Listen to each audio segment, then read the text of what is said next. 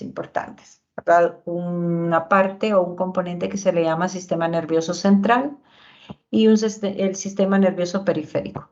Dentro de lo que es el sistema nervioso central están estructuras importantes como el encéfalo, que está en esta área, pues el cerebro, el cerebelo y el tronco cerebral. Después, en la parte más inferior, descendiendo de la región del encéfalo, nos vamos a encontrar que este se encuentra conectado con la médula espinal. En cuanto al sistema nervioso periférico, pues este está conformado por todas las estructuras que están fuera del encéfalo y la médula. Y vamos a ver que nos vamos a encontrar con un sistema que se llama sistema nervioso somático, que está constituido por unos nervios que se llaman nervios craneales, que están conformados por 12 pares que vienen enumerados o se nombran pues con números romanos, y los nervios raquídeos, que son los que emergen directamente de la médula espinal. Estos son 31 pares. Los nervios craneales son los que van a surgir directamente de la región encefálica. Entonces, el encéfalo y la médula vienen a ser los componentes del sistema nervioso central, y todo lo que sale de estas dos estructuras va a conformar el sistema nervioso periférico. Entonces, estamos hablando de nervios craneales y nervios raquídeos. Hay otro componente dentro del sistema nervioso periférico, disculpen, que es el sistema nervioso autónomo, y que tiene estos componentes: el sistema nervioso simpático, parasimpático y entérico. En la segunda parte que nosotros estudiamos este tema, pues vamos a profundizar un poquito en cuanto a este sistema.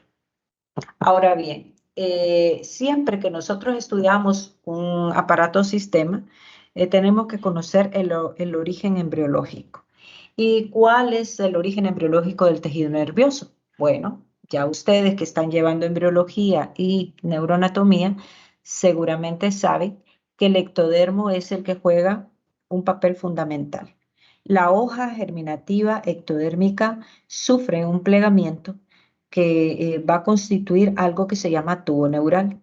Y ese tubo neural es lo que va a conducir a la formación más adelante de todas las estructuras, tanto médula como región encefálica, ¿verdad? Entonces, vamos a ver que en el desarrollo embriológico vamos a observar este fenómeno que conocemos como tubulación, ¿verdad? La tubulación no es más que ese plegamiento que tiene el tubo neural, y cuando este tubo neural se cierra, sufre, ¿verdad? Una separación en esta región dorsal.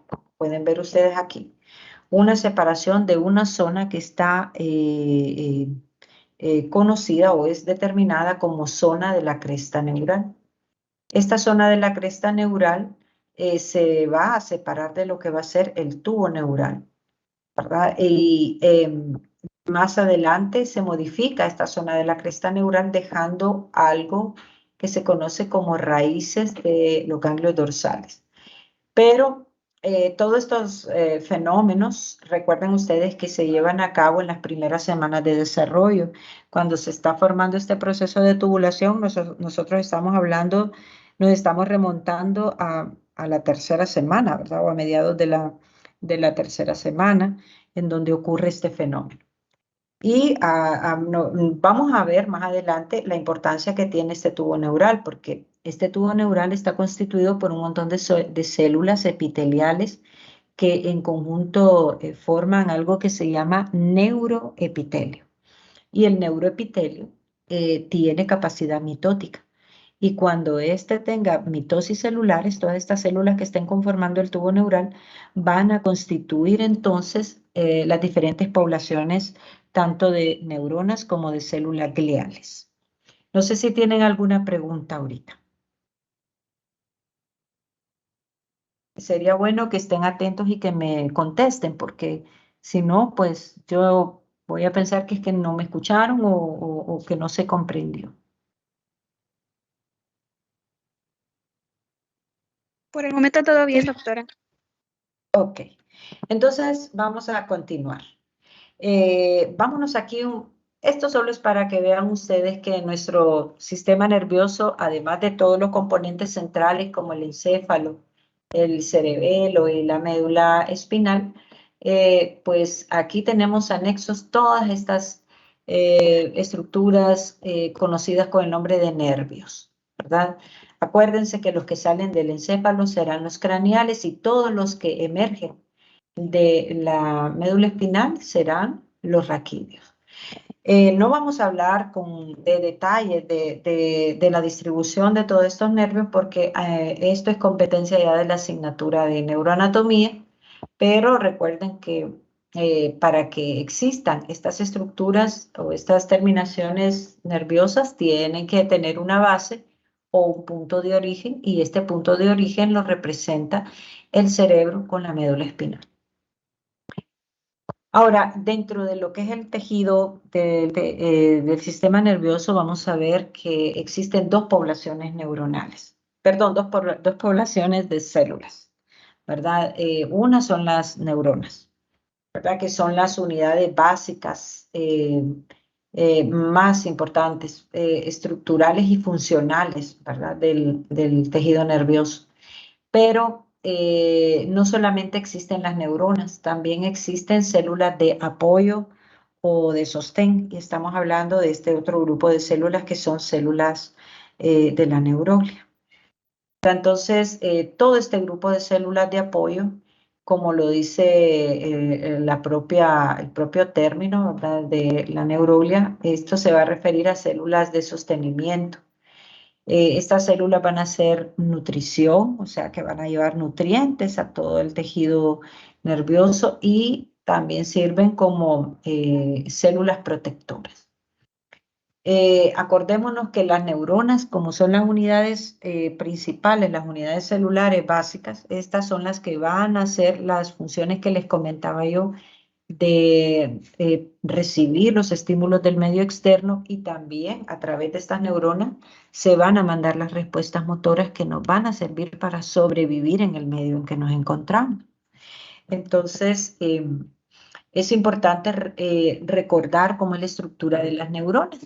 Las neuronas son células como cualquier otra, ¿verdad? Tienen una membrana plasmática, tienen un núcleo, pero hay algunas cosas particulares, ¿verdad? Unos elementos particulares que nosotros debemos reconocer. Y entre ellos, pues vamos a ver que existe una prolongación que se conoce como axón, ¿verdad? Los axones se reconocen sobre todo en este tipo de neurona que se llama multipolar, ¿verdad? Porque vamos a ver que hay diferentes tipos de neuronas de acuerdo a varios criterios, pero esto que estamos viendo ahorita es un ejemplo de lo que es una neurona multipolar, característica de las especies de mamíferos, y nos incluimos nosotros como especie humana, ¿verdad? De tener pues este tipo de neuronas, no son exclusivas, vamos a tener otros tipos, pero estas son como las más abundantes. Y en este tipo de neurona multipolar vamos a ver que hay existen pues estas prolongaciones que son las que reconocemos como axones. Ahora, tenemos otras prolongaciones un poquito más pequeñitas, esas son las dendritas, que son estas, ¿verdad? Y las dendritas tienen también un revestimiento de membrana plasmática y tienen un componente citoplásmico. Hay citoplasma incorporado en estas prolongaciones. Tanto el axón como las dendritas tienen la función de ayudar a transmitir esos impulsos nerviosos que se reciben y trasladarlos a neuronas vecinas. O sea que debe existir conexión entre las neuronas, que es lo que nosotros conocemos con el nombre de sinapsis, ¿verdad? Las sinapsis son necesarias porque estas uniones son las que van a garantizar la transmisión de esos impulsos nerviosos que pueden ser excitatorios, o sea, que pueden ser impulsos, o sea, las respuestas que se envían pueden ser respuestas motoras inhibitorias, o sea, para bloquear a un estímulo, o excitatorias, ¿verdad? Para ayudar a trasladar ese estímulo. Aquí seguimos viendo la imagen de las neuronas. La neurona tiene una parte en donde vamos a ver que se encuentra el núcleo, el citoplasma, las dendritas. Todo este componente que vamos a ver aquí suele estar acumulado, o sea, todos los cuerpos de las neuronas en el sistema nervioso suelen estar en un solo espacio, suelen estar juntas, mientras que los axones tienden a empaquetarse, por decirlo así, ¿verdad? Tienden a empaquetarse en otro espacio. De ahí que van a ver ustedes que el tejido nervioso va a tener dos componentes, una zona que se le llama zona de la sustancia blanca y una zona de la sustancia gris, que seguro ustedes ya lo escucharon en sus clases. La zona de la sustancia gris representa todos los cuerpos neuronales, ¿verdad? Y la zona de la sustancia blanca representa todo el paquete de axones que están empaquetados en esos sitios, donde está la zona de la sustancia blanca. Y es blanca, o sea que se mira así como clara o blanquecina, porque todos estos axones se encuentran revestidos de una sustancia que se llama mielina. Y la mielina va a reflejar ese color blanquecino, ¿verdad? Mientras que los cuerpos neuronales se van a ver con tendencia como a verse más oscuros por la presencia de materiales citoplasmáticos como el ergatoplasma. ¿Se acuerdan ustedes que les dije que el citoplasma, cuando nosotros le agregamos colorantes, pues va a tener tendencia a tomar un tono rosa, ¿verdad? O un tono o un tinte eh, acidófilo, pero hay estructuras como el retículo endoplásmico rugoso, que por cierto es muy abundante en estas neuronas y suele verse no acidófilo, sino que basófilo, ¿verdad? Entonces, esto contribuye para que cambie un poco el color de esa zona donde se encuentran estos cuerpos neuronales. Entonces, hablando un poquito ya de la capacidad que tienen de mitosis estas células, ¿se acuerdan que nosotros estuvimos en la clase anterior y hablábamos, conversábamos sobre el ciclo celular y decíamos que dentro de nuestro organismo existen células que se pueden replicar rápidamente, otras que no se replican mucho y hay otras que definitivamente no van a tener activo su ciclo celular? Y las neuronas son este tipo de células, ¿verdad? Que no van a tener continuidad en esos ciclos celulares, sino más bien entran en una fase que se le conoce como la fase G0. Y como les comentaba yo, al tener, ¿verdad?, esta limitación, estas neuronas de no estarse dividiendo por mitosis, pues tienen que generar algunos mecanismos para estar renovando su actividad. Y una de esas es em, eh, el momento del sueño, ¿verdad? Cuando nosotros dormimos ahí, las neuronas recuperan toda su actividad, ¿verdad? O sea, se están como renovando, ¿verdad? Entonces, esto les decía yo que se conoce como reprogramación neuronal, que es lo que necesitamos todos los individuos, ¿verdad? De las diferentes especies incluyéndonos nosotros, para poder estar renovando esas energías de la neurona. Tenemos que descansar, ¿verdad? Y en ese descanso, en esas horas de sueño, es que se logra revitalizar a las neuronas. Seguimos viendo aquí la estructura de las neuronas y vamos a ver que las neuronas están en un ambiente dentro del tejido nervioso, en un ambiente muy vascularizado. Hay muchos vasitos sanguíneos pequeños que conocemos como capilares, ¿verdad? Los capilares sanguíneos son la representación más pequeña de lo que es el sistema cardiovascular, el sistema de arterias y venas. Entonces, las neuronas, entre ellas, pues suelen haber cantidades, pero abundantes de vasitos. Y vamos a ver que estos vasos sanguíneos están muy cercanos a estructuras como células gliales de tipo astrocitos. Miren, por ejemplo, este es un astrocito. Después vamos a ver cómo son los astrocitos desde el punto de vista histológico, pero esta célula ustedes la van a ver que tiene como una especie de bracitos y estos bracitos tienen unas plaquitas. Estas plaquitas se pegan, si se están fijando bien en el dibujo, las plaquitas se pegan sobre el endotelio de los capilares y forman una especie de barrera, ¿verdad? Esto genera pues una conexión de estas células gliales y los vasos sanguíneos y garantiza, ¿verdad? Garantiza que se forme una barrera de protección. O sea que los mismos astrocitos hacen que se forme esta placa de protección y no cualquier cosa va a poder pasar a través de esta pared porque hay un reforzamiento de parte de las placas de los astrocitos.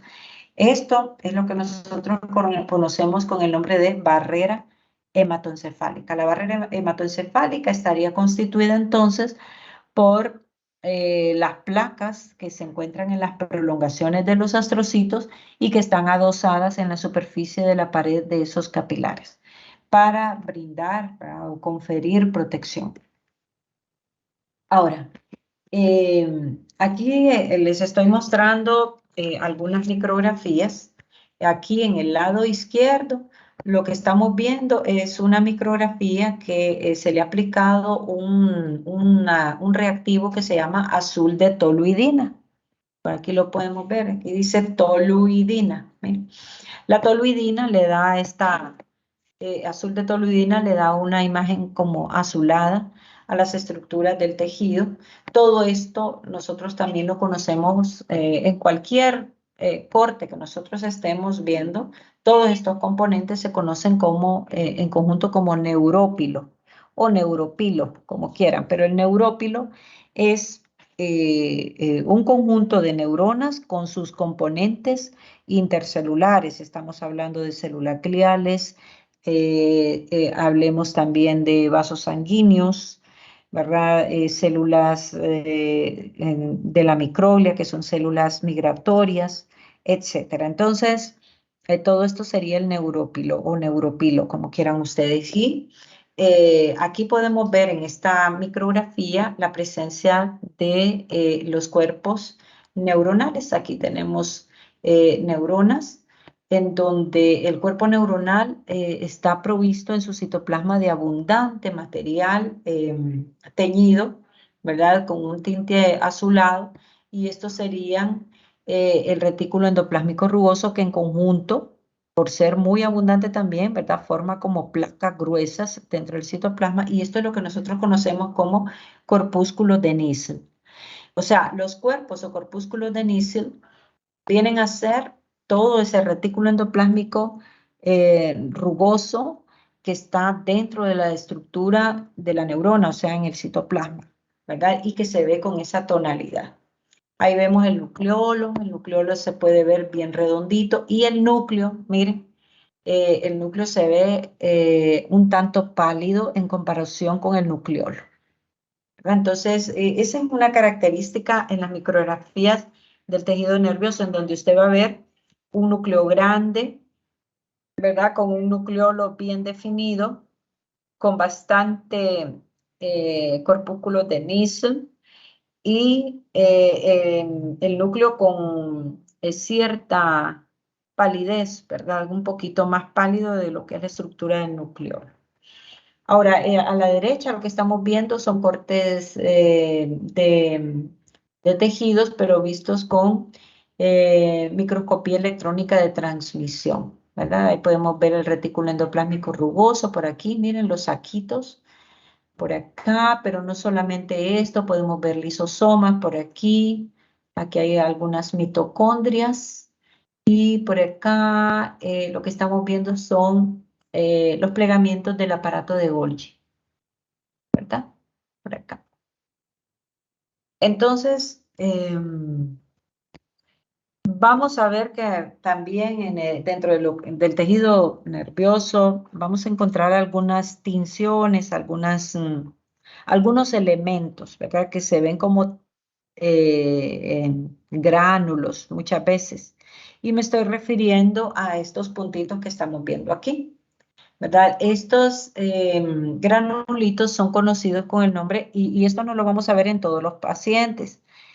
Tampoco indican una condición patológica, ¿verdad? La literatura dice que estos granulitos que se llaman gránulos de lipofuscina son gránulos que los vamos a encontrar en neuronas de pacientes que son adultos mayores. Estamos hablando de personas ya mayores de 70 años, ¿verdad? 60, no, 70 años, porque según la OMS, pues se dice que es joven una persona hasta los 69 años, y después de los 70 ya se le conoce como adulto mayor.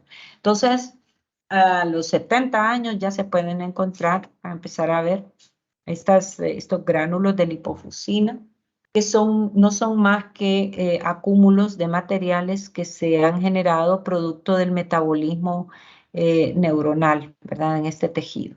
Entonces, esto más bien es una señal o sea, esto nos podría indicar que se trata de una persona grande ya, ¿verdad? De un adulto mayor. No esperamos encontrar estos gránulos de lipofuscina en niños o en adolescentes, por ejemplo. Entonces, este es uno de los componentes que se pueden encontrar muchas veces en los cortes histológicos y que no indican necesariamente una patología. Bueno, miren, vamos a ir avanzando un poquito. Algunas cosas tendremos que verlas definitivamente en la segunda parte de la clase, porque si no, no vamos a ver lo toral para que ustedes vayan a su práctica. Y en la próxima clase nosotros vamos a ver las características de los orgánulos de la neurona, ¿verdad? Vamos a detallarlo. Vamos a hablar también de esas inclusiones, que no solo están los pigmentos de lipofuscina, sino que tenemos otras pigmentaciones. También vamos a hablar sobre el flujo axónico, porque esto yo les comentaba la vez pasada en otras clases, que fíjense bien en esta imagen, en esta neurona. Miren ustedes, aquí tenemos una neurona y con mucha actividad. El axón está experimentando una entrada y una salida de materiales. Les decía yo que dentro de las células tenemos algunos orgánulos que sirven como carreteras. ¿Se acuerdan que decíamos nosotros que hay orgánulos que sirven como callecitas para ayudarles a los orgánulos a estar trasladándose de un lado a otro en el citoplasma? Bueno, estamos refiriéndonos a los microtúbulos. ¿Se acuerdan de los microtúbulos? Dijimos que estos microtúbulos tienen una especie como de forma de filamento, y sobre este microtúbulo tenemos proteínas de transporte. Y estas proteínas de transporte, ¿qué es lo que hacen? Nos acarrean materiales. Y esto es lo que estamos viendo acá nosotros, ¿verdad? Un traslado de materiales de manera centrífuga, o sea que van de adentro hacia afuera, y también una dirección opuesta, o sea, del extremo del axón de la neurona hacia el soma de esta célula. Entonces, vamos a hablar después, en la segunda parte, con detalle de este tipo de transporte que se conoce con el nombre de flujo axónico. Vamos a ir avanzando un poquito. Esto va a ser para la teoría también. Vamos a recordar lo de los microtúbulos, los filamentos intermedios y los microfilamentos. Y vamos a ir a hablar también vamos a profundizar en la próxima clase sobre los tipos de neurona, ¿verdad? Miren, las neuronas se pueden clasificar de acuerdo a diversos criterios. Uno de los criterios para clasificarlas son, por ejemplo, en cuanto a la cantidad de prolongaciones que pueden tener las neuronas. Si es de acuerdo a la cantidad de dendritas o prolongaciones, contando el axón, ¿verdad? Contando al axón. Dependiendo de esas prolongaciones, nosotros vamos a tener esta clasificación que estamos viendo, que son llamadas algunas neuronas como pseudo-unipolares, otras que se llaman bipolares y las que les comentaba yo hace poquito, las multipolares, que son las más comunes en nosotros, ¿verdad? Como especie humana. Y la otra clasificación conocida es una clasificación de las neuronas de acuerdo al funcionamiento que hacen. Hay neuronas que solamente sirven para recibir estímulos y estas serán neuronas sensitivas. Pero si estas envían una respuesta motora hacia afuera del organismo, pues estas serán, como lo dice la función, ¿verdad? Enviarán una respuesta motora, por tanto, estas serán neuronas motoras. Pero siempre vamos a encontrar que entre las neuronas sensitivas y las motoras van a haber interneuronas o neuronas de asociación. Entonces, esta sería una clasificación de acuerdo a la función. Esta sería una clasificación de acuerdo al número o la cantidad de prolongaciones que pueda tener esa célula. Entonces, aquí podemos ver dentro de la clasificación neuronal, de acuerdo a la disposición de las prolongaciones, estos tipos de neuronas. Esta es la que les digo yo que es la multipolar. Esta es como la más común, pero no quiere decir que estas no existan, estas las podemos tener. Para el caso, esta que miran ustedes aquí, que tiene un cuerpo neuronal, ¿verdad? Y que tiene, miren, dos prolongaciones, parecen dos axones, ¿verdad? Pero realmente lo que estamos viendo aquí es una dendrita ramificada y un axón. ¿De acuerdo? Esta es una dendrita y un axón, pero se miran ahí como dos prolongaciones. Estas son las conocidas como neuronas bipolares. Y nosotros podemos tener este tipo de neuronas bipolares, para darles un ejemplo, en la retina del globo ocular. Esta es una de las ubicaciones que vamos a encontrar en nuestro organismo. Otro tipo de neuronas son estas. Estas sí son consideradas como axones. Miren, la diferencia se ven como dos estructuras separadas, ¿verdad? Pero realmente el impulso nervioso viaja a través de cada una de estas prolongaciones. Se parece mucho a esta porque tiene dos prolongaciones, pero la diferencia es la separación que tienen estas prolongaciones. Miren que aquí el cuerpo neuronal tiene una pequeña prolongación que a cierta distancia se va a dividir, mientras que aquí el cuerpo neuronal no sufre esa división, sino que de uno de los bordes de la célula surge en direcciones opuestas la salida de una prolongación, pero aquí es una salida común, pero que a cierta distancia pues se separan, ¿verdad? Y se forman entonces esas dos prolongaciones.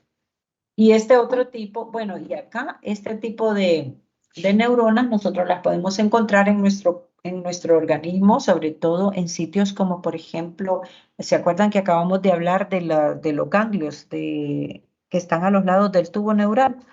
O sea, las zonas de la cresta neural. Bueno, ahí nosotros vamos a encontrar bastante cantidad de este tipo de, de, de células, ¿verdad?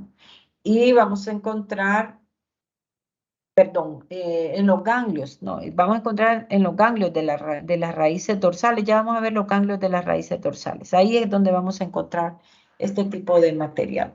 Y estas neuronas multipolares que tienen un montón de dendritas cortas y un axón bastante largo, evidente, que esto sería el tipo de neurona más común, sobre todo distribuida en tejido muscular, ¿verdad? Ahí la vamos a encontrar dispersa o entremezclada en el tejido muscular esquelético, o sea, todo aquel músculo que está cubriendo los huesos. Ahí vamos a ver que eso está lleno de neuronas que son multipolares. Aquí tenemos otras clasificaciones que las vamos a ver en teoría en la siguiente clase, pero yo más me quiero ir ahorita a que vayamos a ver algunas imágenes. Bueno, esto va a ser también de teoría. Como yo les voy a compartir esta presentación, yo les voy a pedir que, si bien es cierto, no estamos tocando todo ahorita, pero que lo lean para fines de la práctica del lunes, porque esto les va a ayudar, ¿verdad? Entonces, aquí vemos algunas clasificaciones. Fíjense que esta clasificación es de acuerdo a la forma que tiene el cuerpo neuronal. Ya vimos algunas como prolongaciones, ¿verdad? Clasificación de acuerdo a prolongaciones, otras de acuerdo a la función, y estas serían, por ejemplo, clasificaciones de acuerdo a la morfología del cuerpo neuronal. Hay cuerpos neuronales que tienen una forma así como de pera. Entonces a esas neuronas le llaman neuronas piriformes, por decirles así. O a veces hay neuronas que tienen axones cortos y tienen la misma longitud que las dendritas y tienen una forma como estrellada. Entonces les dicen neuronas estrelladas o células estrelladas. Y así sucesivamente, el cuerpo neuronal va a adquirir una forma que le puede dar el nombre de acuerdo a esa forma. Por ejemplo, las neuronas del cerebro, del encéfalo, que ya las vamos a ver, son neuronas que típicamente usted las va a encontrar como el cuerpo neuronal tiene una forma como de triángulo, ¿verdad? Tiene una forma triangulada y de ahí el nombre de neuronas piramidales. ¿Verdad? Entonces, estas son otros tipos de clasificaciones que podemos encontrar. Aquí vemos esto, la neurona piramidal. Vamos a hacer un acercamiento por acá para que vean ustedes. Miren, este es un tipo de neurona que se encuentra comúnmente en la región del encéfalo, en la corteza cerebral.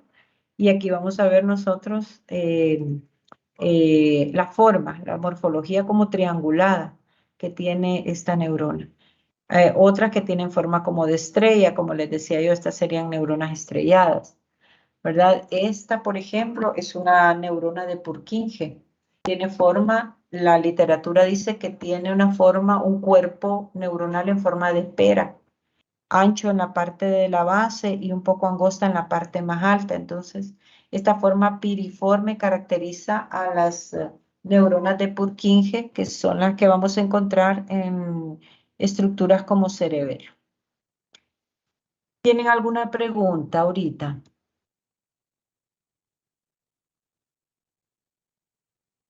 No, doctora, todo claro. Bueno, pueden consultar.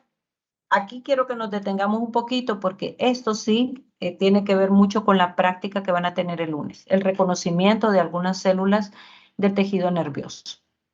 Miren, esto que estamos viendo nosotros son ejemplos de células gliales, o sea, células de la neuroglia. Las células gliales son todas aquellas células que sirven de sostenimiento o de apoyo a las neuronas. Y vamos a encontrar dentro de todo este grupo de células gliales, vamos a encontrar células como por ejemplo los astrocitos, que estos tienen forma estrellada. Miren. Vamos a encontrar células como oligodendrocitos y otras células como estas que se llaman células de la microglia. Miren. Entonces, establezcamos una diferencia entre estas células. Por ejemplo, este tipo de células que se llaman astrocitos existen en dos tipos. Hay unos astrocitos que se conocen con el nombre de astrocitos fibrosos y hay otros que se llaman astrocitos protoplasmáticos. Estos dos pueden estar en diferentes zonas del sistema nervioso. Por ejemplo, en todo lo que es la sustancia gris del sistema nervioso, o sea, donde están los cuerpos neuronales, nosotros vamos a encontrar lo que es astrocitos protoplasmáticos. Mientras que en la sustancia blanca, o sea, donde están los axones empaquetados de esas neuronas, vamos a encontrar células astrocíticas, pero de tipo fibroso. Pero independientemente que sean astrocitos fibrosos o protoplasmáticos, vamos a ver que estos hacen funciones múltiples, o sea, comparten las mismas funciones, nada más que se encuentran en diferentes sitios. El fibroso en sustancia blanca y el protoplasmático en sustancia gris haciendo las mismas funciones. Y cuando hablamos de funciones, miren, estamos hablando de un montón de funciones. Limpiar de desechos el tejido cerebral, transportar nutrientes hacia las neuronas, o sea, alimentar a las neuronas, sostener las neuronas, incluso pueden en algún momento digerir partes de neuronas muertas, ¿verdad? O sea que tienen tantas funciones que se vuelven células muy, muy importantes, ¿verdad? Aparte, ¿verdad? Que son células gliales, este es el subtipo más abundante, ¿verdad? De todas las células de la neurona. Ahora, histológicamente, ¿cómo yo puedo identificar un astrocito fibroso de un protoplasmático si la literatura dice que ambos tienen forma estrellada? Es correcto, pero si nosotros nos vamos a ver en detalle cómo se ve el cuerpo neuronal de cada una de estas células, vamos a ver que hay diferencias, hay evidencias de que sí hay cambios, ¿verdad? Por ejemplo, miren este astrocito fibroso. Si yo lo comparo con un protoplasmático, ambos tienen forma estrellada, pero las prolongaciones que puedan tener cada una de estas células van a ser diferentes. Por ejemplo, el astrocito fibroso suele tener prolongaciones más largas y delgadas, mientras que el astrocito protoplasmático tiende a tener prolongaciones más cortas y gruesas, o cortas y anchas. ¿Sí? En cuanto al núcleo, suele ser un núcleo más voluminoso el que vamos a encontrar en los astrocitos protoplasmáticos. Y en el astrocito fibroso, los núcleos y el cuerpo, ¿verdad? El cuerpo de esa célula suele ser más pequeño. Entonces, observen esto. Aquí vamos a ver claramente las diferencias de cada una de esas células. Permítanme, por favor.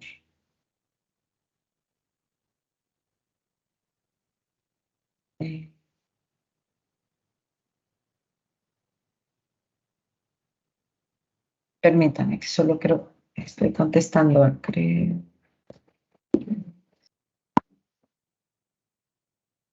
Bien, entonces se va a ver esta diferencia, ¿verdad? Histológicamente. Y usted lo puede ver, por ejemplo, de esta manera. Aquí vamos a encontrar, aquí usted puede ver un corte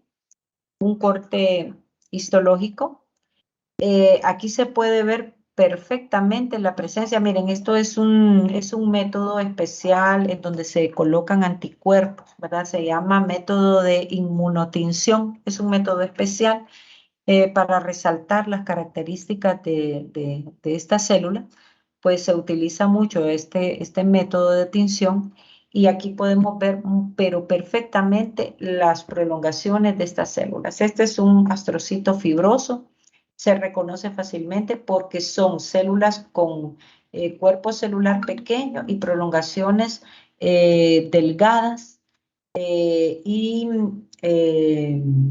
más largas, ¿verdad? Son prolongaciones alargadas y finas que son evidentes, ¿verdad? Y distintas a lo que son los astrocitos protoplasmáticos. Esto que están viendo acá ustedes es un capilar. Este es un vaso sanguíneo. Aquí estamos viendo astrocitos muy cercanos a lo que es el vaso sanguíneo. ¿Se acuerdan que hace poco estábamos hablando de la barrera hematoencefálica? Decíamos que un vaso sanguíneo suele tener adherido a su superficie una serie de placas que vienen de las prolongaciones de los astrocitos y esto te forma la barrera hematoencefálica. Entonces, aquí en los cortes también, ¿verdad? Se pueden ver el vaso sanguíneo y cerca de la pared del vaso sanguíneo usted va a ver esas prolongaciones que llegan aquí a formar esas plaquitas para la barrera hematoencefálica. Entonces, por aquí estamos viendo los diferentes astrocitos y aquí seguimos viendo también astrocitos fibrosos y miren qué bonita esta imagen. Este es un reactivo que se le llama sublimado de oro de Cajal. Esto está muy bonito porque aquí se puede ver la trayectoria de un capilar, de un vaso sanguíneo. Y muy cerca del vaso sanguíneo, las prolongaciones que vienen de los astrocitos fibrosos armando una especie de placa. ¿verdad? Que es la que les comento yo, que es la barrera que forma, pues, la pared del vaso con las placas de las prolongaciones de los astrocitos, formando la barrera hematoencefálica. Todo esto. Si tienen preguntas, por favor, las pueden hacer. ¿Estamos claros aquí con esto? Miren acá la diferencia de los astrocitos. El astrocito fibroso siempre tiende a ser con prolongaciones más delgadas y finas, y el protoplasmático con prolongaciones, son más ramificadas, más cortas y gruesas. ¿Claro en esto?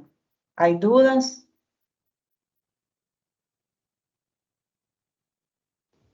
Todo claro, doctora. Doctora, en las Diga. placas se puede ver un astrocito plasmático. No, ¿verdad? ¿En las qué? Protoplasmático, perdón. ¿En las qué? En las placas, En los cortes histológicos. ¿sí?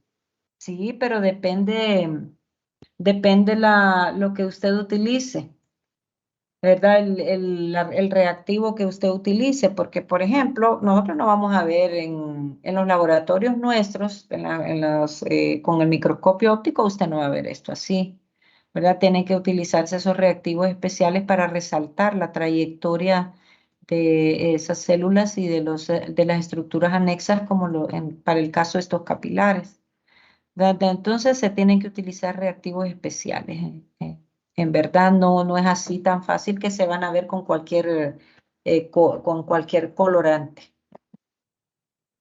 Tiene que ser especial. Por eso les decía yo que, por ejemplo, aquí esta técnica es una técnica de inmunotinción, o sea que se utilizan anticuerpos.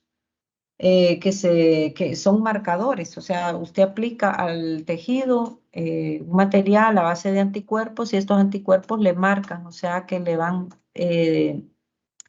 como decirle, le van marcando la trayectoria a esas células, ¿verdad? Pero no es algo que nosotros vamos a ver en los cortes de los laboratorios que tenemos, ¿verdad? Porque se necesitaría una técnica más específica.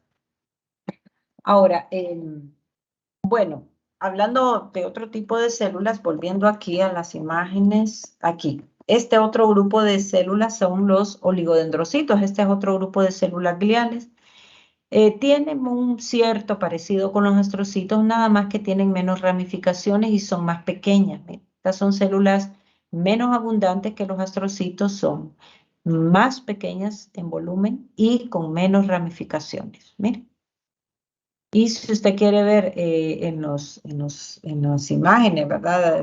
Acercándose a estas células, usted va a ver que son células que tienen escaso citoplasma, un núcleo voluminoso, y las prolongaciones son escasas, realmente.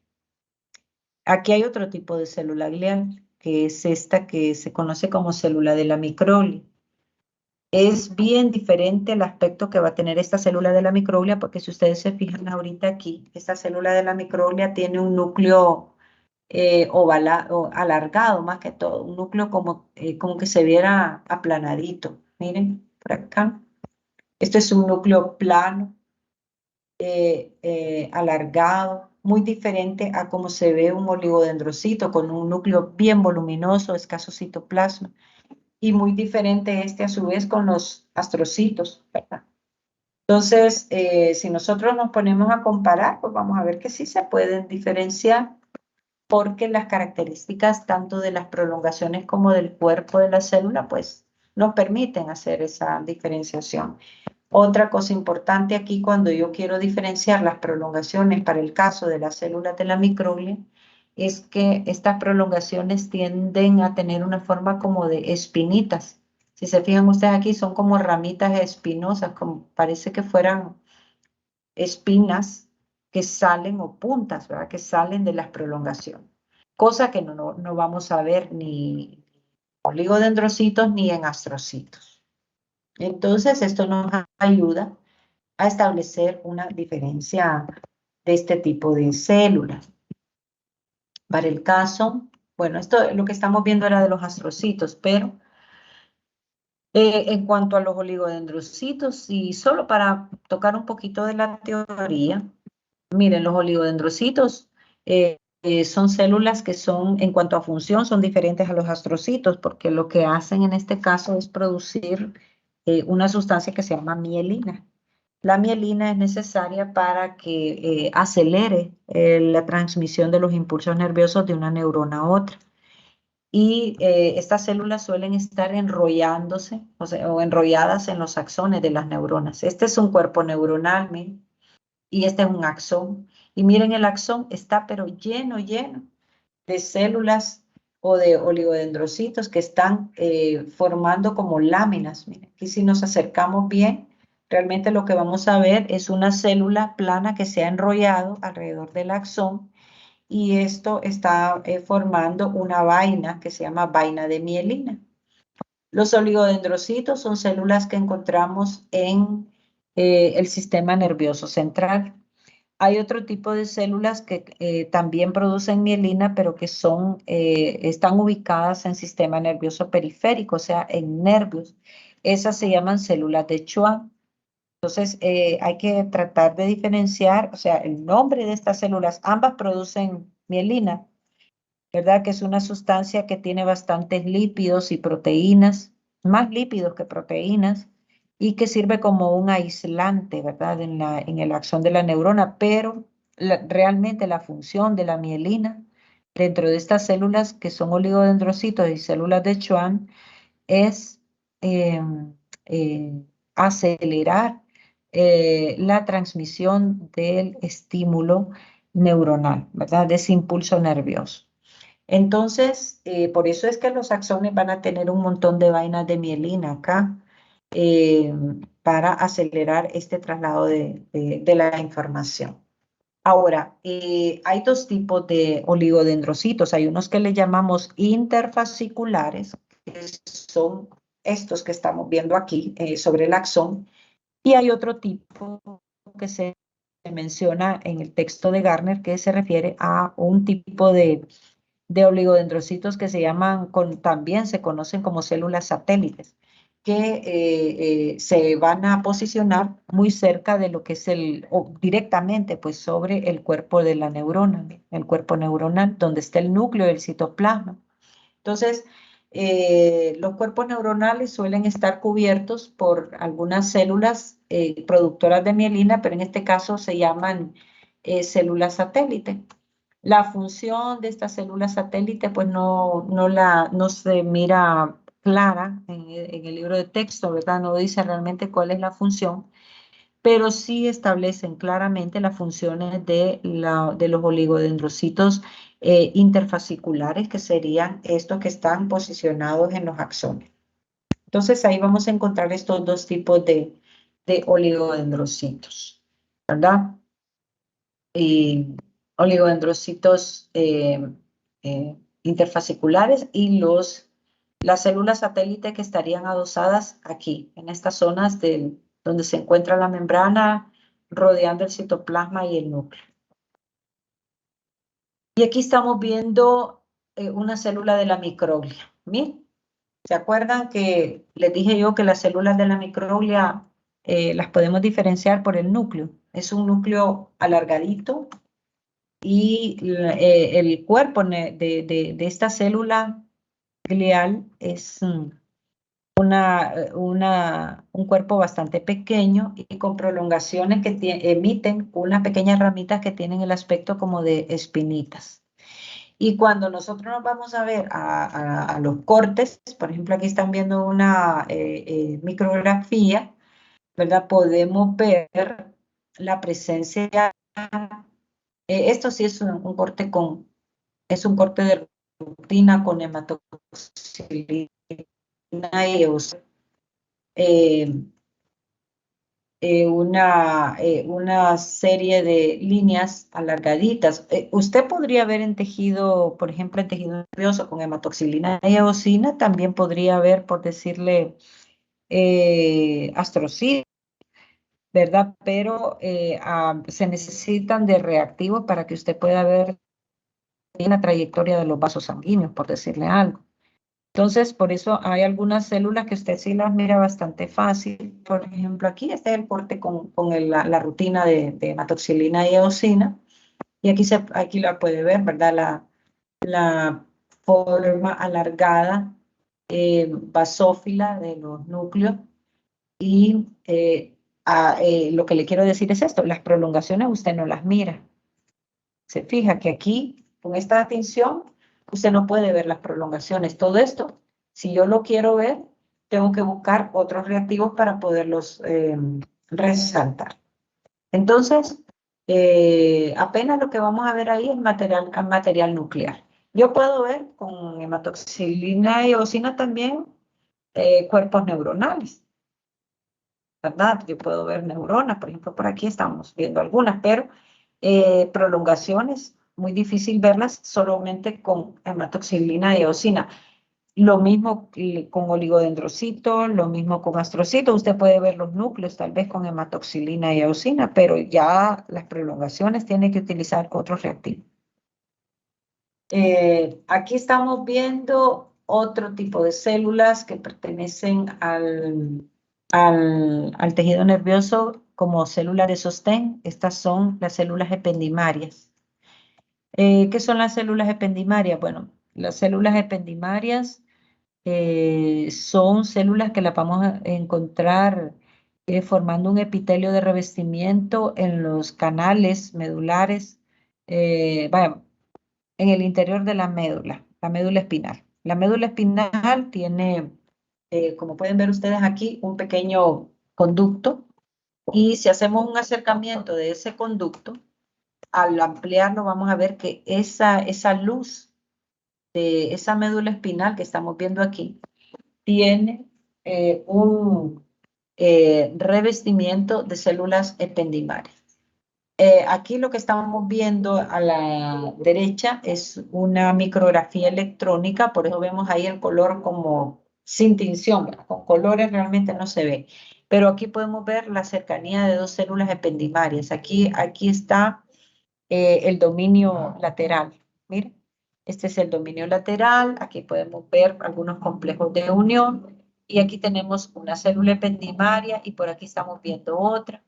Y estas células ependimarias se caracterizan porque en el dominio apical, o sea, en la parte más alta, suelen tener cilios o a veces hay prolongaciones bastante gruesas como microvellosidades. Entonces, esto solo es para que vean ustedes que las células ependimarias conforman un epitelio cilíndrico simple con las características de un epitelio, pues con uniones proteicas en los dominios laterales y con especializaciones de membrana en el dominio apical.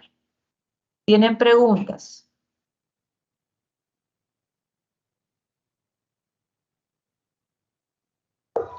No, doctora. Doctora, las células ependimarias serían lo mismo que el epitelio neural.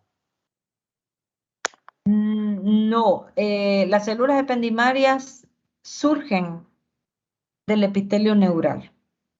Surgen, o sea, todo el epitelio neural, o que es lo mismo que decir neuroepitelio, todo. Este grupo de células neuroepiteliales son las que te van a originar estas células ependimarias, o sea, de ahí surgen células ependimarias.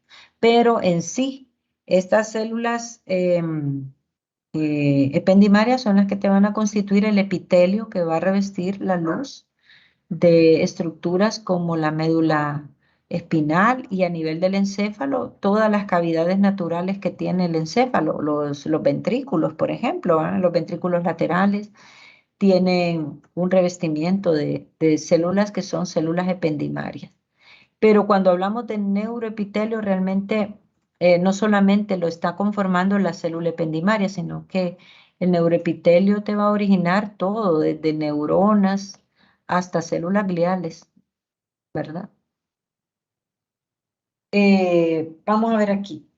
Esta imagen está muy bonita. Estos son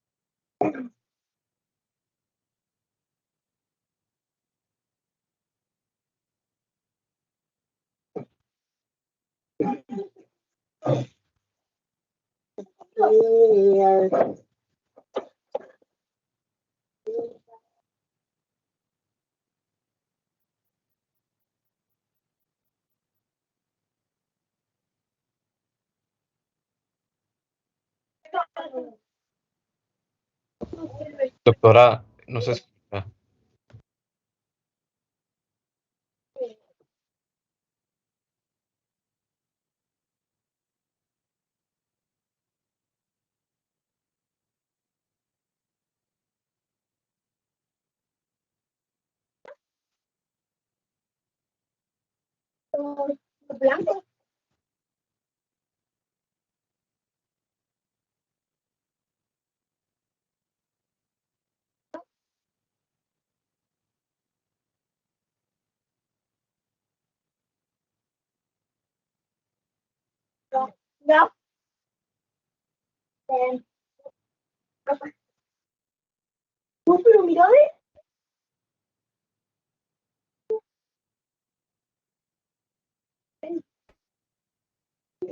Doc, no se le oye nada.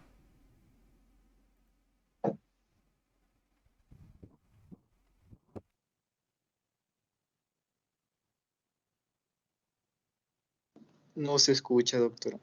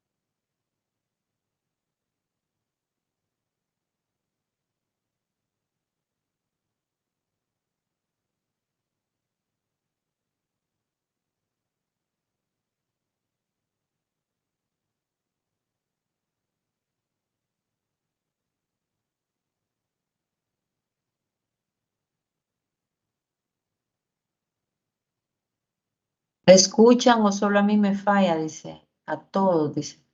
¿Me escuchan ya, cipotes? Sí, Ahorita doctora. sí. Pues sí, doctora. ¿Desde cuándo no estaban escuchando? ¿Qué parte escucharon?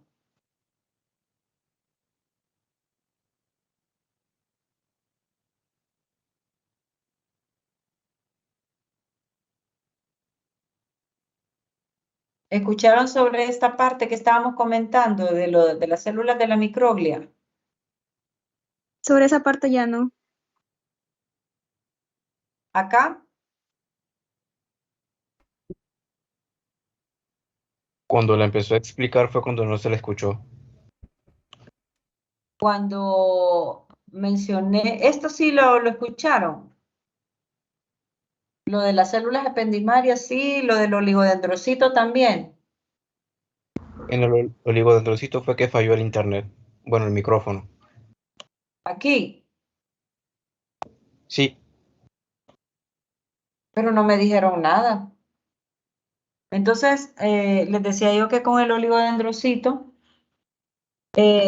vamos a ver lo que típicamente es una célula que va a estar como alineadita en fila india, les decía yo.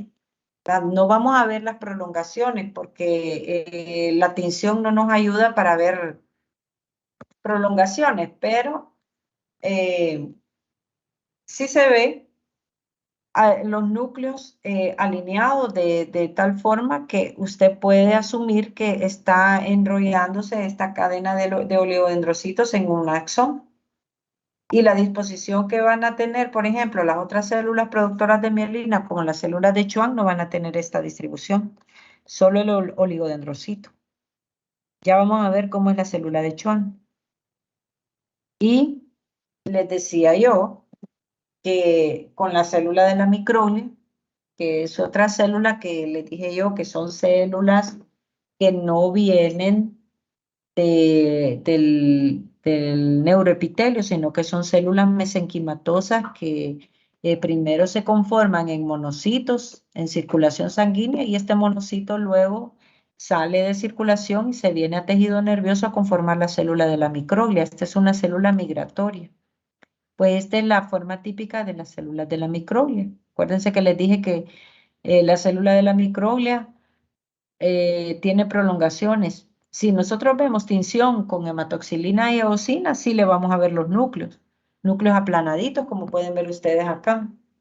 Pero si yo quiero verle las prolongaciones, yo tengo que buscar tinciones especiales como las tinciones de plata o las tinciones argénticas, ¿verdad? Entonces, si yo le aplico tinción de plata, no voy a ver tonos rosados ni azules, sino que más bien las imágenes como negras, ¿verdad? Oscuras o ennegrecidas por la reacción que provoca la tinción de plata. Pero me ayuda a visualizar las prolongaciones. Para el caso, aquí yo estoy viendo, yo digo que estos son células de la microglia por el núcleo. Yo me ubico por el núcleo y aquí puedo ver algunas prolongaciones, ¿verdad? Aquí veo otra célula de la microglia, por aquí hay otra y así. Aquí esta, pues yo puedo asumir que se trata de astrocitos, ¿verdad? Y esto que estamos viendo acá es un vaso sanguíneo. Pero todo esto me ayuda, ¿verdad? Para ver las prolongaciones de esta célula. En cuanto a las células ependimarias, ¿se acuerdan que les acabo de mencionar aquí esta estructura?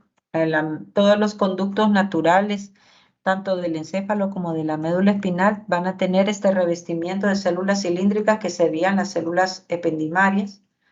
Y estas células ependimarias, aquí se puede ver un poquito la imagen, miren. Estas células ependimarias son conocidas también como ependimocitos. Y la función principal de los ependimocitos sería producir un líquido que se llama líquido cefalorraquídeo. Característicamente, las células ependimarias son células que tienen forma cilíndrica con especializaciones de membrana, ¿verdad? En la región apical. Como todo epitelio, tienen dominios laterales unidos a través de complejos de unión proteico. Y así lo podemos ver a lo largo de todos estos conductos que vemos acá. Por ejemplo, esto es cuando se están formando en el desarrollo embrionario las vesículas, ¿verdad? Las vesículas primarias y las secundarias. Pues aquí solamente les traigo el dibujo para que vean ustedes que dentro de lo que es la pared del encéfalo y la médula espinal, vamos a tener siempre un espacio o una luz. Pues toda esta luz tiene que estar revestida por células ependimarias. Entonces las células ependimarias van a formar una sola capa, ¿verdad? De células. Ahora hay algo bien importante. En toda esta trayectoria de estos conductos hay una parte del encéfalo que es conocida como tercer ventrículo, ¿verdad? Es un espacio que se conoce con ese nombre, ¿verdad? El tercer ventrículo, que es derivado del diencéfalo. Y esta parte del tercer ventrículo se encuentra revestida siempre también por células ependimarias, pero este segmentito de células ependimarias, disculpen, reciben otro nombre. Estas células ependimarias que están aquí se conocen como tanicitos. Tanicitos, lo que estamos viendo acá. Los tanicitos que son las mismas células ependimarias, nada más que estas están específicamente en el piso del tercer ventrículo, y estos tienen una función muy, pero muy especial. No solamente es de revestir el conducto del encéfalo, ¿verdad? A nivel de tercer ventrículo, lo que hacen acá es que además de hacer ese revestimiento, también hacen una función colaboradora para facilitar el paso de nutrientes de los vasos sanguíneos a las neuronas que están en esos sitios, en las células neuronales que se encuentran cercanas a ese sitio donde está el tercer ventrículo. Si nosotros nos vamos a recordar la anatomía del encéfalo, nos vamos a dar cuenta que tenemos en esas cavidades, vamos a encontrar los ventrículos laterales, y en esos ventrículos laterales vamos a encontrar el tercer ventrículo, que es una cavidad, y un piso. Pues ese piso del tercer ventrículo es el que les digo yo que va a tener específicamente un revestimiento de células que le vamos a llamar tanicitos. Toda esta zona que estamos viendo acá arriba en este dibujo está formada por tanicitos. Y aquí por acá arriba usted puede ver que lo que encontramos acá son células ependimarias. Y por aquí estamos viendo ya un acercamiento de toda esta zona que va a tener este componente de células ependimarias comunes y corrientes, pero vemos que en la medida que nos vamos acercando a la zona del tercer ventrículo, las células ependimarias se modifican. Y vamos a ver que estas ya son las que les digo yo que se llaman tanicitos.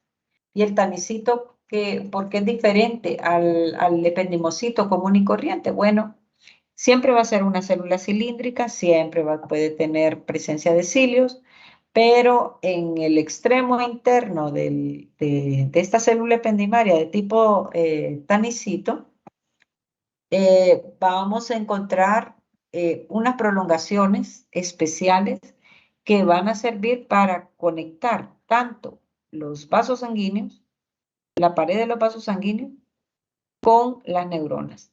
¿Qué es lo que va a suceder? Bueno, acuérdense ustedes que los astrocitos son los que van a nutrir a las neuronas, ¿verdad? Como células de sostén, pues son las que van a nutrir a las neuronas,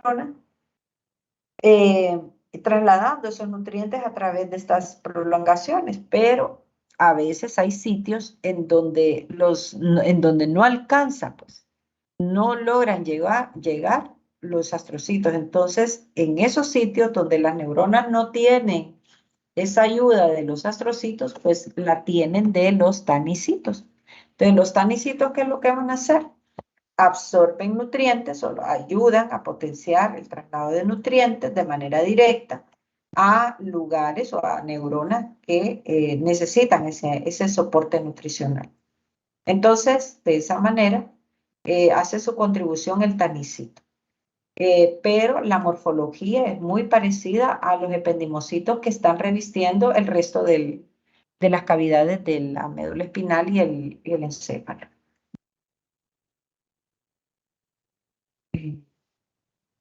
Permítanme. ¿Estamos entendiendo esto?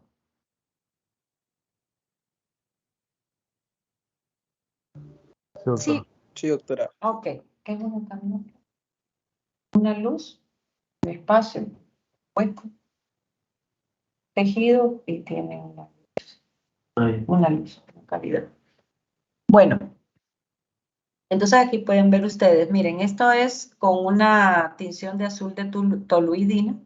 Aquí podemos ver, miren, los núcleos de las de las células ependimarias. Por acá arriba, esto que está viendo usted son las modificaciones de membrana de la región apical, los núcleos y una fila india de estas células con núcleos basales. Recuerden que las células ependimarias tienen forma cilíndrica y toda célula cilíndrica epitelial va a tener núcleo basal, o sea, núcleo más cercano a la región basal.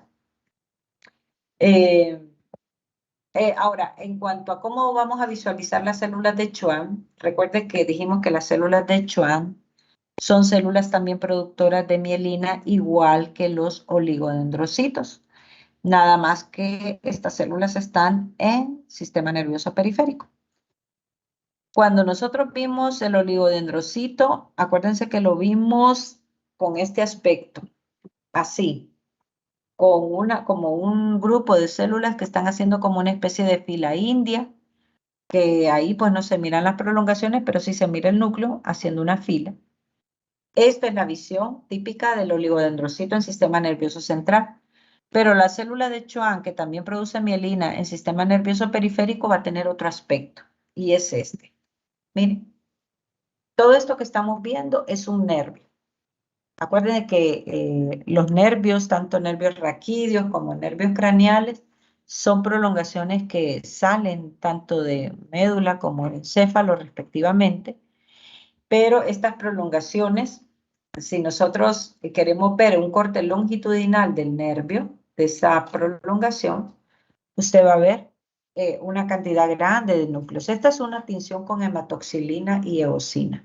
Usted puede ver los núcleos, ¿verdad? Los puntos que representan los núcleos de las células de Schwann, y también tienen una tendencia, ¿verdad?, a formar como una fila, uno detrás de otro, pero son núcleos aplanaditos, ¿verdad? Un poquito más aplanados.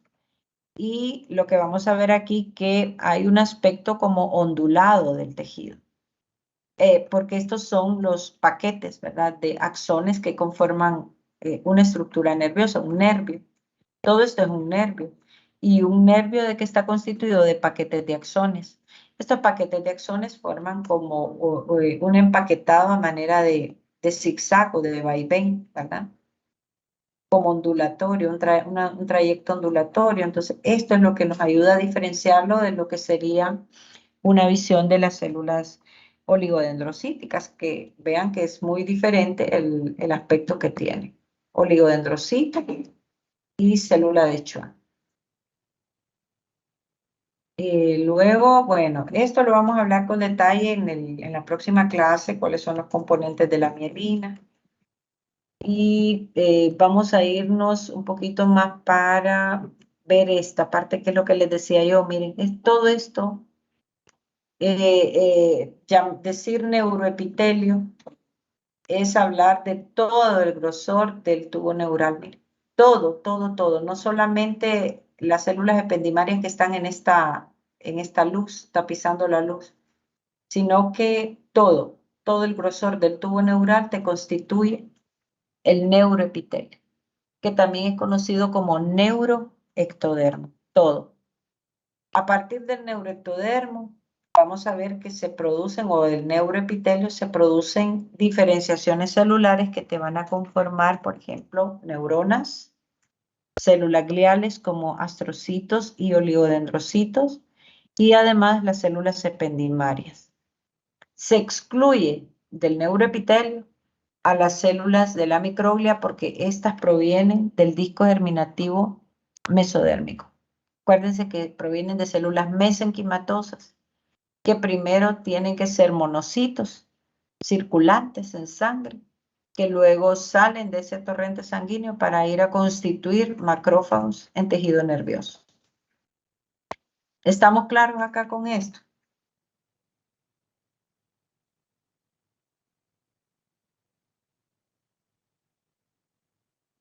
Sí, doctora. Está bien. Ay, sí. Ah, bueno, pensé que ya había silenciado otra vez, Yolanda. Esto no lo vamos a ver hoy porque no creo que lo pregunten, es lo de la sinapsis. Y quiero pasar brevemente ya a otro componente. Quiero que hablemos de otras estructuras. Ya vamos a terminar, no se preocupe. Vamos a tratar de abordar así de manera precisa lo que van a ver en el laboratorio. Ay, pero aquí sí tengo que compartir. Permítanme.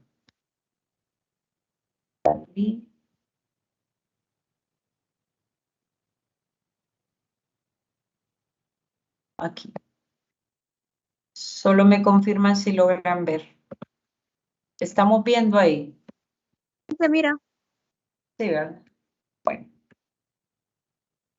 Entonces, otro componente, porque lo que estuvimos viendo ahorita son algunos elementos celulares, ¿verdad? Los diferentes tipos de células, pero nos vamos a ir ahora con algunas zonas, en especial del tejido nervioso, y estamos hablando del cerebelo. Si yo quiero determinar las características histológicas del cerebelo, pues histológicamente vamos a ver que existen 3 partes al corte del cerebelo. Si yo corto la pared de esta estructura, me voy a dar cuenta que hay una zona que le llaman zona de la sustancia blanca y zona de la sustancia gris también. Pero en el grosor de ese cerebelo voy a encontrar estas 3 zonas. Miren, estas 3 capas. Hay una capa que se le llama capa molecular, otra capa que se llama células de Purkinje y hay otra que se llama granular. Esto lo vamos a detallar bien en la siguiente clase, pero quiero que se aprendan que en cerebelo vamos a tener estas 3 capas. ¿Y cómo las vas a identificar? Bueno, las vas a identificar porque en los cortes vas a ver una zona superficial bastante pálida. Esta zona es la que se conoce como capa molecular. Luego viene otra zona más oscura que se llama zona granulosa, ¿verdad? Porque aquí se encuentran un montón de células que tienen un aspecto como de gránulos, porque se miran así como granulitos cercanitos, ¿verdad? Cercanos unos con otros. Entonces, esa capa de células serían capa granulosa. Y entre la capa granulosa que vemos aquí, más teñida, y esta otra molecular que está plana, vamos a encontrar la tercera capa, que está justamente aquí, haciendo el límite, o está pues justo aquí en medio de las 2 capas, que es la capa de células de Purkinje. Si yo hago un acercamiento de estas 3 capas, voy a ver algo así. Voy a ver esto. Voy a ver la línea de células de Purkinje acá, que ya agrandadito sería esto que estoy viendo acá. Miren, la capa de células de la granulosa por aquí en la parte más profunda. Miren que claramente puede ver las células en forma de como de granitos o gránulos. Y acá la capa molecular. Miren, hacia la capa molecular vamos a ver que se dirigen los axones de las neuronas de Purkinje, que son típicas del cerebelo y que tienen forma piriforme, o sea, de pera.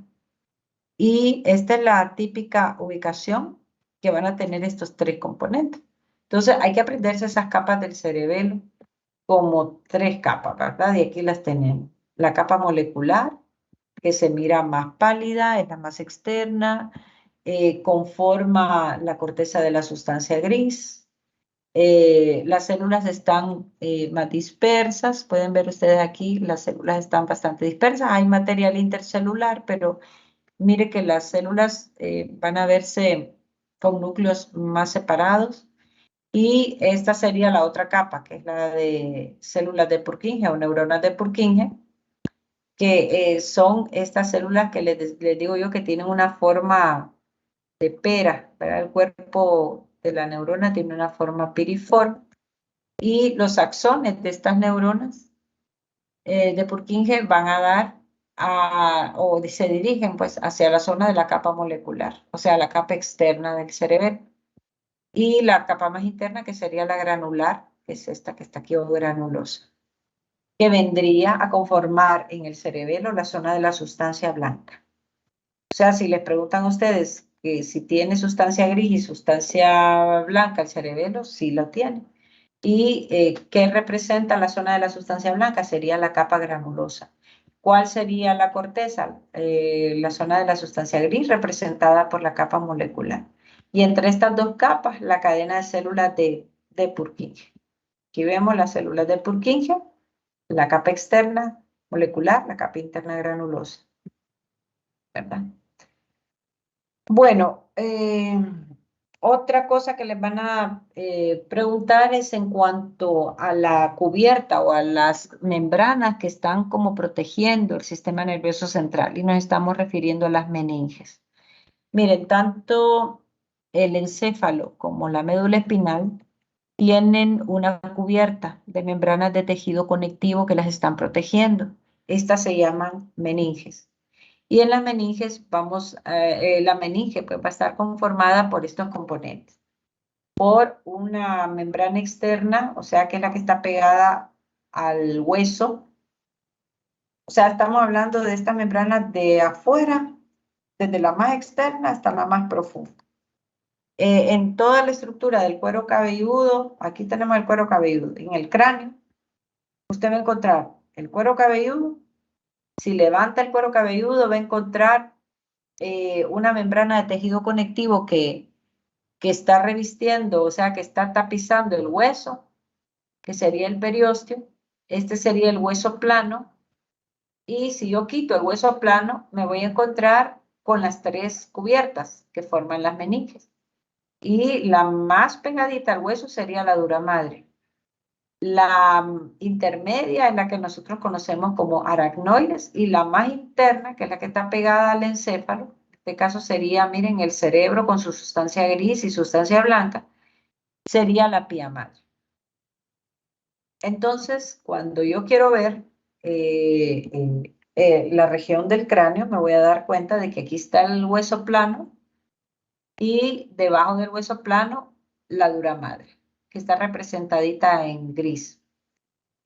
Pero histológicamente la literatura menciona que la dura madre no es una sola capa, sino que tiene un punto en donde es decir, tiene dos componentes.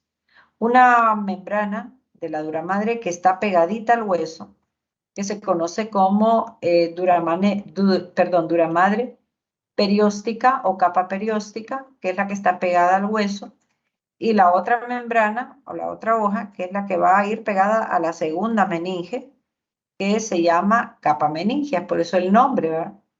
Entonces tendríamos dos capas de la dura madre, la capa perióstica, que es esta, y la capa meningea. Ahora, ¿con quién se va a encontrar la capa perióstica? Con el hueso, con el periósteo del hueso plano. La capa meningea de la dura madre, ¿con quién se va a encontrar? Con la aracnoides, ¿verdad? Que es la capa que sigue de las meninges. Ahora, yo les estoy dejando aquí la conformación histológica de esas meninges, ¿verdad? Le estoy hablando de la dura madre con sus dos capas, pero también les menciono aquí la aracnoides y la pía madre. Ahora, la aracnoides, ¿qué es? Es la capa intermedia que les dije yo.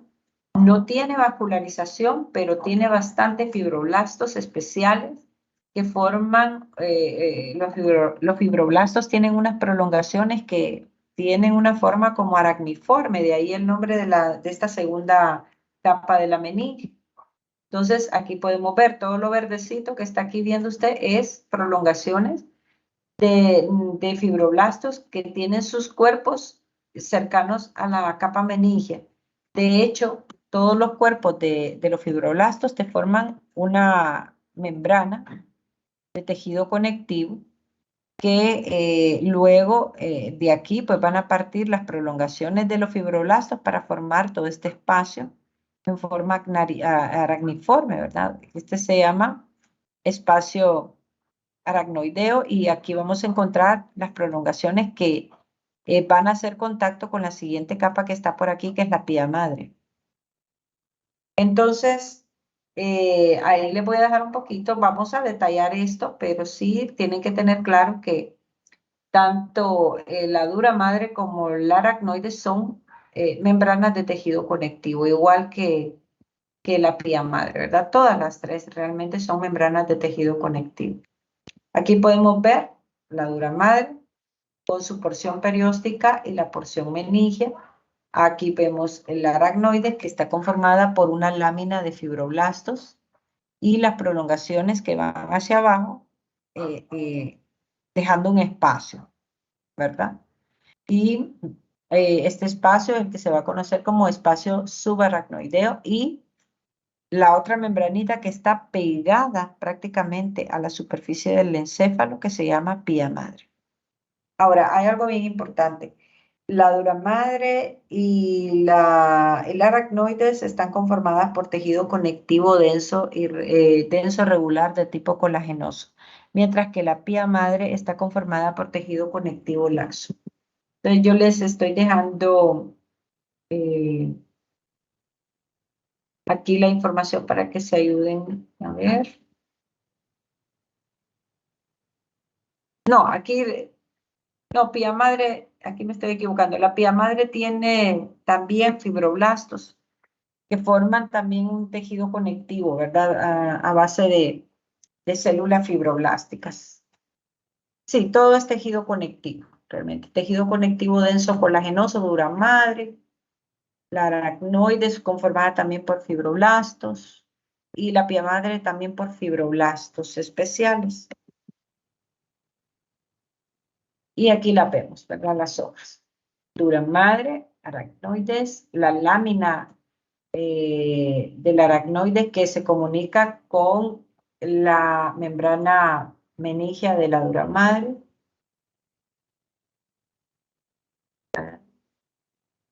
Y la pía madre, que sería esta hojita que está aquí adosada a la superficie del encéfalo.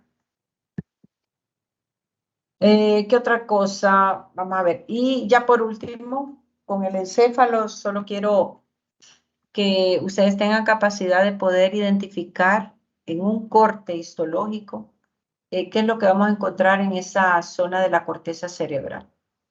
Ustedes saben que en la médula, a nivel de médula espinal, vamos a encontrar siempre sustancia blanca y sustancia gris.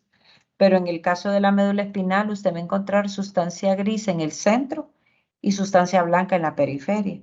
Mientras que en el encéfalo se invierte. En el encéfalo la región cortical es gris y la región central es blanca, ¿verdad? La zona de la sustancia blanca. Entonces, ¿qué es lo que vamos a encontrar aquí en la zona de la sustancia gris del encéfalo? Bien, aquí pueden ver ustedes lo que les estoy comentando. Usted va a ver que en los cortes a nivel del encéfalo va a encontrar zonas oscuras que van a representar la zona cortical y que van a generar lo que es la sustancia gris, que representan los cuerpos neuronales de esas neuronas que están en esa zona. Y la sustancia blanca, que sería representado por los axones de esas neuronas. Es diferente a la región, a lo que es la médula espinal. La médula espinal, ¿qué es lo que va a tener? Sustancia gris en el centro y sustancia blanca por la parte más externa o la periferia. Entonces, esto acuérdense, ¿verdad? Que hay diferencias en lo que es la ubicación de la sustancia gris y la sustancia blanca. Pero en encéfalo tenemos esta distribución, sustancia gris externamente, formando la corteza cerebral. Y esto es lo que vamos a ver en los cortes de la zona de la sustancia gris del encéfalo. Vamos a ver grandes cantidades de neuronas. En este caso, estas son neuronas llamadas neuronas piramidales. Es la que les decía yo, que son las típicas de la región del encéfalo. Las neuronas piramidales tienen prolongaciones, ¿verdad? No son como las multipolares, tienen prolongaciones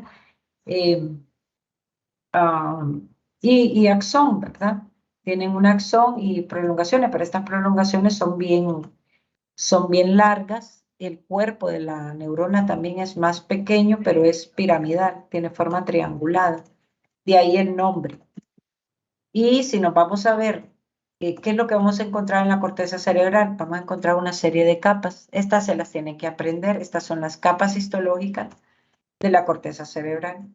Y vamos a encontrarlas desde la más externa a la más interna, enumeradas con números romanos, capa número 1, 2, 3, 4, 5 y 6 con sus nombres. La primera capa de afuera hacia adentro se llama capa molecular. Luego viene la segunda capa que se llama granulosa externa. Tercera capa, piramidal externa. Cuarta capa, granulosa interna. Quinta capa, piramidal interna. Y la sexta, que es la más profunda, que es llamada también como capa multiforme, porque ahí vamos a encontrar células de diferente forma, de diferente morfología. ¿Qué es lo que vamos a encontrar en cada una de estas capas de arriba hacia abajo? O sea, de la parte más externa hacia lo más profundo. En esa capa primera, que es la capa molecular, usted lo que va a encontrar es una gran cantidad de células gliales. O sea, esta zona de la corteza que está bien superficial, prácticamente ahí lo que usted va a encontrar son un montón de células gliales y que están, muchas de ellas ubicadas en forma horizontal, como que estuvieran acostaditas, miren. Aquí están viendo, tienen diferente disposición que estas otras células. Entonces, por eso se le llaman células horizontales y bastante material amorfo. Este es un tipo de neurona, ¿verdad? Neuronas estrelladas, de tipo estrellado, que están como con el cuerpo celular alargadito y que tienen una forma como que estuvieran horizontales respecto a estas otras neuronas piramidales que las vemos aquí, que están como verticales, ¿verdad? Entonces, esta capa molecular sería conformada por neuronas o células horizontales y células gliales. La segunda capa, que se llama capa granular externa, está conformada por neuronas piramidales, pero son neuronas piramidales pequeñas, ¿verdad? O sea que hay un cuerpo celular bien chiquitito. La otra capa, que se llama la tercera, ¿verdad? Que es la capa piramidal externa, está conformada por neuronas que tienen un cuerpo neuronal más grande que estas y se llaman neuronas medianas, ¿verdad? Estas otras que se llama capa, en la cuarta capa, que es la granular interna, ¿qué es lo que va a encontrar usted? Bueno, va a encontrar axones de neuronas que están en la capa 3 y en la capa 5, axones de estas neuronas, como pueden ver, pero además vamos a encontrar otro grupo de neuronas que se encuentra por aquí en grandes cantidades, o sea, va a encontrar una masa con abundantes células piramidales entre pequeñas y medianas, y como es la capa más densa en la imagen, o sea que tiene mayor cantidad o mayor número de células, se reconoce entonces como capa granular interna. La capa ganglionar, que es la quinta, que también se le conoce como capa interna, miren acá, se las estoy dejando, la capa granular interna, es esta misma,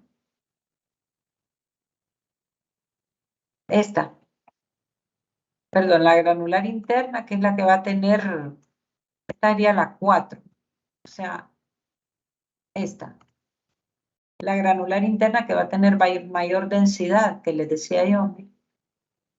Luego viene la capa ganglionar, que es la que va a tener cuerpos neuronales, pero estas neuronas son bien grandes, son las más grandes de todas las que están aquí. Entonces, los cuerpos de estas neuronas están en la capa ganglionar, en la capa 5, que no son tan abundantes, pero sí son bien grandes. Entonces, aquí vamos a encontrar las neuronas más grandotas. Aquí, un mayor volumen de neuronas pequeñas y medianas. Aquí, básicamente, neuronas medianas, aquí neuronas pequeñas, y aquí materia de células gliales o de la neurona muy abundantes y células, neuronas en forma de estrellita, que son las horizontales. Y por acá abajo, en la última capa, que es la sexta, que se llama capa multiforme, esta pues va a tener axones de neuronas piramidales grandes o gigantes, y además de eso, material glial y otro tipo de células, ¿verdad? Que van a tener diferentes formas. De hecho, esta capa sexta se le conoce también como, por aquí se las puse, capa multiforme, que va a caracterizarse por la presencia de células que se llaman en conjunto como células de Martinotti. porque a este grupo de células de Martinotti se le llama así, por el que descubrió pues esta capa y que vio que estas células tenían múltiples formas. Entonces, aquí les voy a dejar también una descripción de lo que son las capas histológicas de la corteza cerebral. Esto a nivel de cerebro, ¿verdad? En la corteza. Y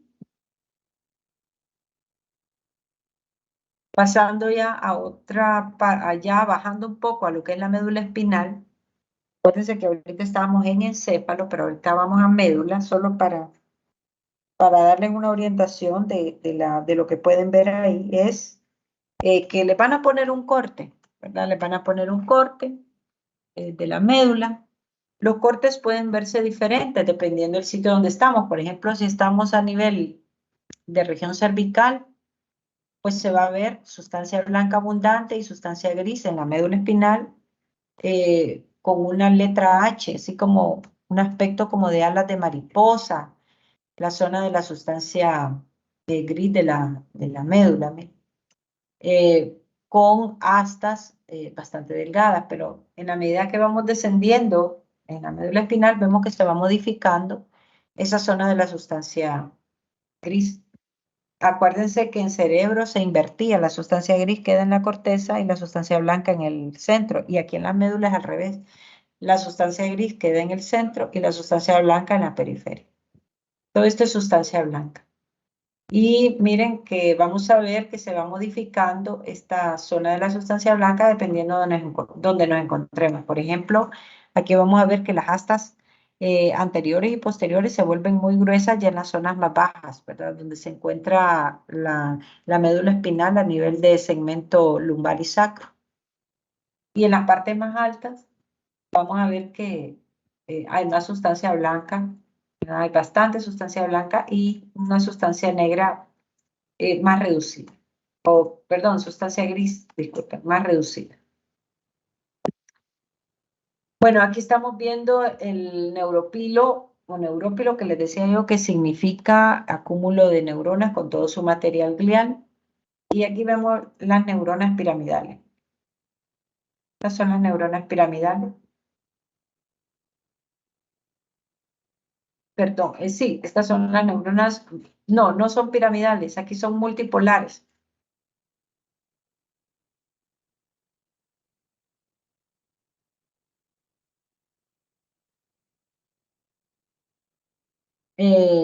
Perdón, aquí estoy, estas aquí no se llaman piramidales porque estamos a nivel de médula. Donde llamamos piramidales, disculpen, es en corteza. Aquí serían neuronas multipolares. Allá son también multipolares, pero tienen la característica que el cuerpo neuronal es en forma de pirámide, entonces le llaman piramidales. Son multipolares también, pero aquí no se les dice tanto piramidales, sino que multipolares. ¿Me están escuchando? Sí, doctora. Sí, doctora. Yo sé que están cansados, pero ya casi terminamos y ya van a quedar tranquilos, ya los voy a despachar.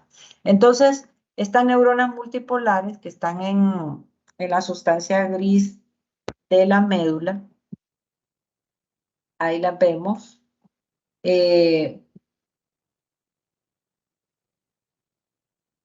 Son las que van a estar dispersas en toda esta zona de la sustancia gris. Mira. Aquí vemos el canal medular, la zona de la sustancia blanca y las astas. ¿Cómo sé yo que estoy viendo la parte de enfrente de la médula en un corte? Si yo estoy viendo la parte anterior o posterior de la médula espinal. Bueno, me guío por las astas. Mire. En el caso de la médula espinal, en la sustancia gris, que tiene una forma de H, yo sé que las astas posteriores son más altas y delgadas o más alargaditas y tienden a acercarse a la parte más periférica de la médula. Mientras que las astas anteriores tienden a ser más anchas y bajitas y no hacen contacto con la parte superficial de la médula. Miren. Porque a mí me pueden poner esto así, o me pueden invertir el dibujo y me ponen esta parte para acá y esta para el otro lado. Y me pueden decir, bueno, diga cuáles son las astas anteriores y posteriores. Pues estas son las astas posteriores, porque yo sé que hacen un contacto con la parte más superficial o más externa de la médula. Y las astas anteriores no hacen ese contacto, ¿verdad? Entonces, fíjense bien acá, esto que aquí, miren. Aquí las astas posteriores siempre están estableciendo esos contactos, miren, siempre, siempre. Mientras que las astas anteriores, no. Aquí no hay contacto, aquí tampoco y aquí tampoco. Entonces, esto les va a servir a ustedes para identificación de las astas anteriores y posteriores en la médula. Y esto ya sería, acuérdense, las células de Schwann en el nervio. Un nervio periférico, sea un nervio raquídeo o un nervio craneal, si yo lo corto y parto este nervio, porque este es un corte longitudinal de un nervio periférico, donde están las células de Schwann, ¿se acuerdan? Productoras de mielina. Pero si yo corto este nervio, así, transverso, estas son como imágenes que les estoy presentando para que ustedes se ubiquen. Vamos a ver acá, miren, que el nervio tiene estos axones, paquetes de axones, pero cantidad. Y estos axones son los que se miran así, como de manera ondulatoria. Y claro, esto lo vamos a ver en clase de teoría o en la segunda parte, los componentes de tejido conectivo que están envolviendo estos paquetes de axones. Son 3.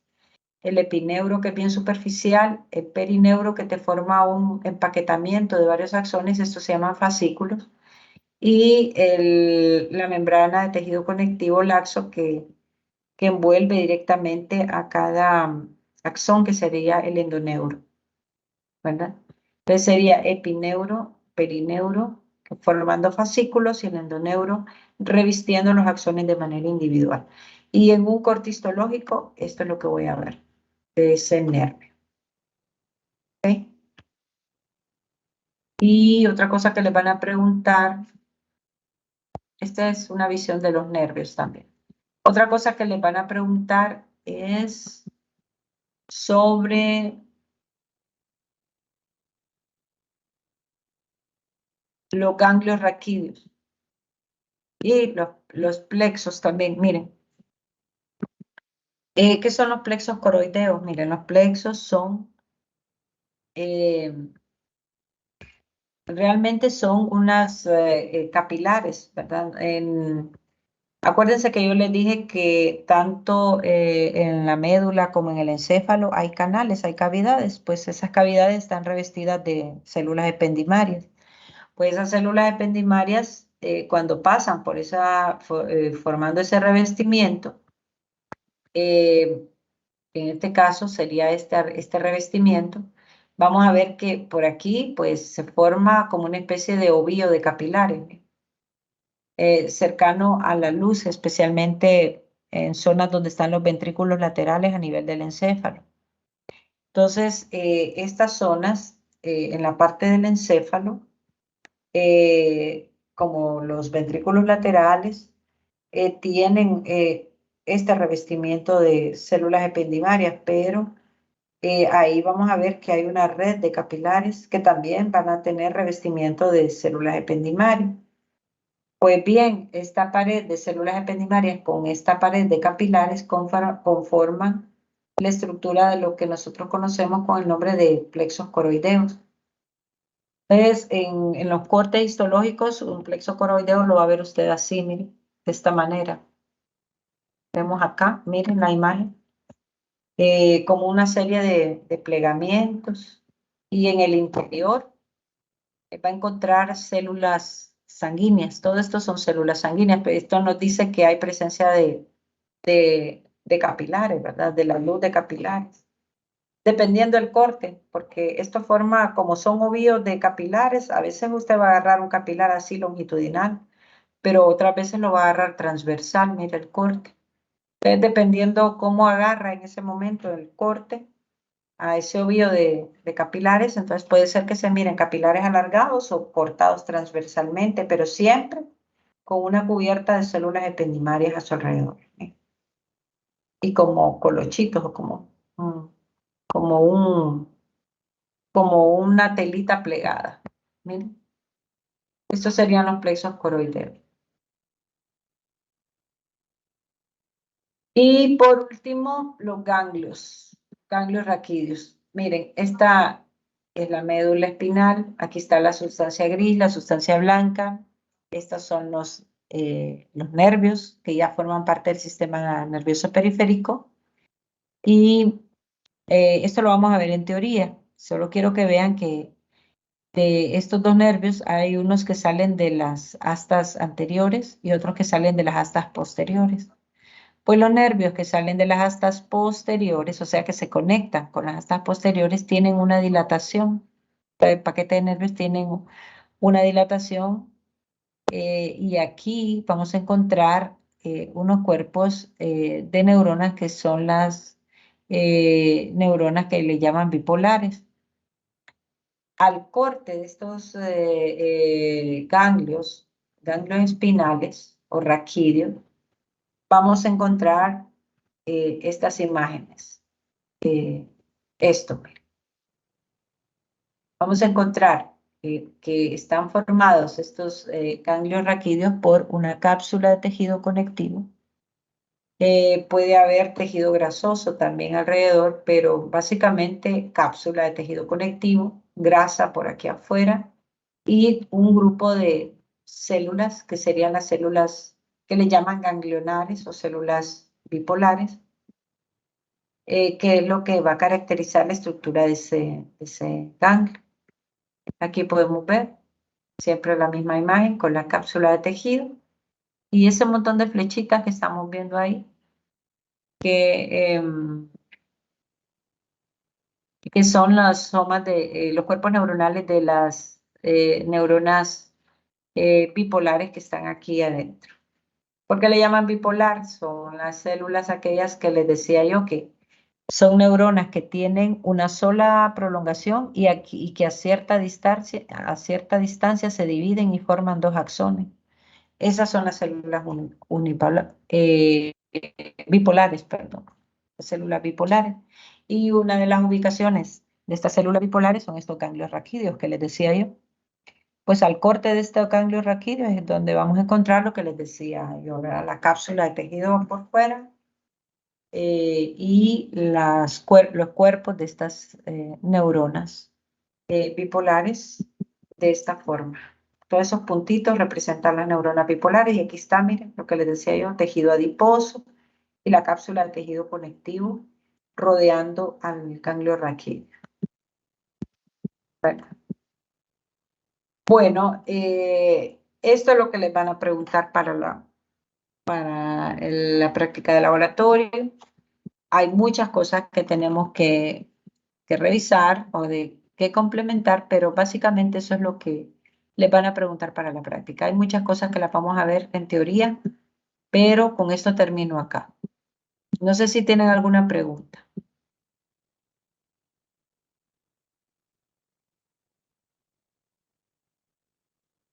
Ya se durmieron estos hipotes. No, doctora, ¿cómo Todo cree? claro, doctor. Bueno, vaya. Bueno, hipotes, entonces espero que les haya servido este repasito. Sé que tienen un examen, quizás el contenido pues no sea así tan relacionado, pero en algo les va a servir.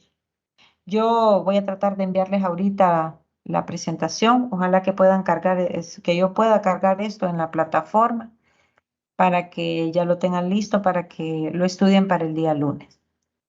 Seguiremos con este tema, ¿verdad? Vamos a tener una clase, creo que la vamos a tener el